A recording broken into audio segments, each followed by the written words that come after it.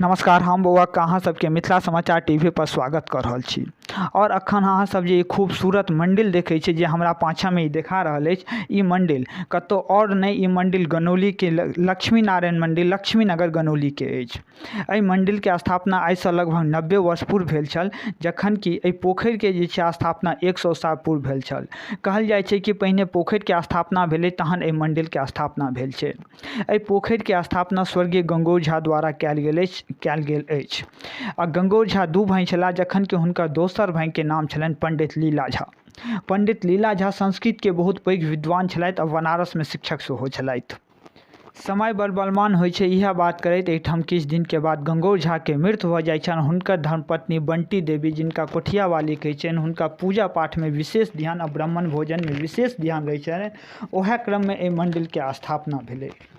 एही क्रम में गाँव के किछु व्यक्ति जहन एहि पोखरि में नहाय लए एलखिन, आ होली और जुड़ शीतल में कहल जाइ छै कि एहि पोखरि में गाम के बहुत रास व्यक्ति यानी सब केओ लगभग नहाय लए आबै छलखिन।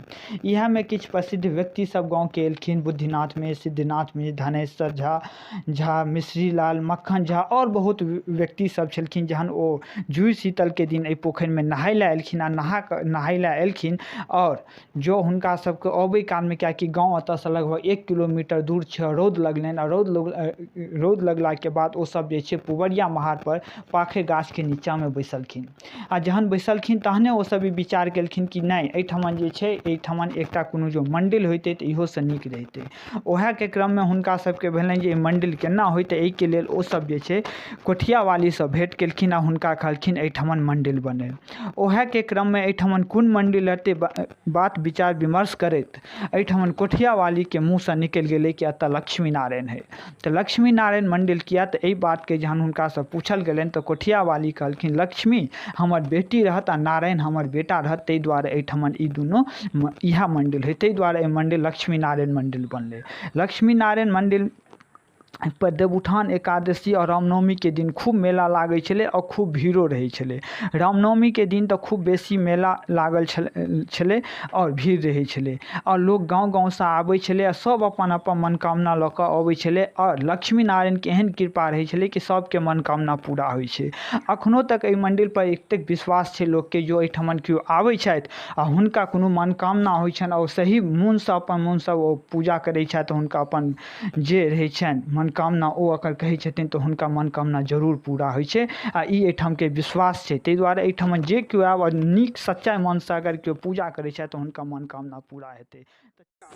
इएह के क्रम में किछु दिन के बाद एहि लक्ष्मी नारायण जे मंदिर छलै एहिठमन पूरा जे छलै चौरी कहल जाए, एहि चौरी में लक्ष्मी नारायण मंदिर छलै। मगर लक्ष्मी नारायण के एहन कृपा कि किछु दिन के बाद एहिठमन जे छै एकटा गाँव बैस गेलै आ ओहि गाँव के लक्ष्मी नारायण गाँव पड़लै। लक्ष्मी नारायण के एहन कृपा कि आइ तक एहि गाँव में चोरी नहीं भेलैए। और ई जे एहि दुआरे जो एतऽ कहल जाए तऽ घर बेसी नहीं अछि, लगभग 10 से 15टा घर हेतै, मगर लक्ष्मी नारायण के एहन कृपा छै कि एहि गाँव में आइ तक चोरी नहीं भेल। हम कैमरामैन से कहबनि कि कनि कैमरा के जूम कऽ कऽ आर एहि गाँव के जो कोनो अहाँ के कैमरा से देखाय घर तो देखा देला।